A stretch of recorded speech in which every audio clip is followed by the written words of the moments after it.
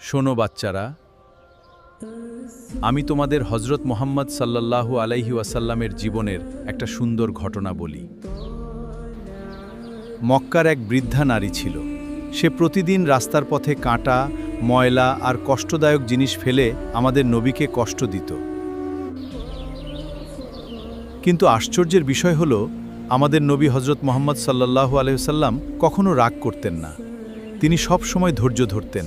একদিন তিনি সেই রাস্তা দিয়ে যাচ্ছিলেন, কিন্তু দেখলেন সেই বৃদ্ধা নারী আর সেখানে নেই। তিনি খোঁজ নিয়ে জানতে পারলেন সেই নারী অসুস্থ হয়ে পড়েছে। তখন নবী মুহাম্মদ তার বাড়িতে গেলেন।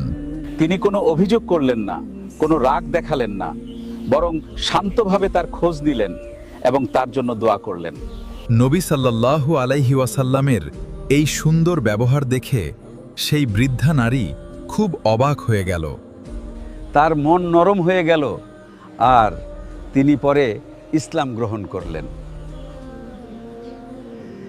ধৈর্য আর সুন্দর ব্যবহার শত্রুকেও বন্ধুতে পরিণত করতে পারে।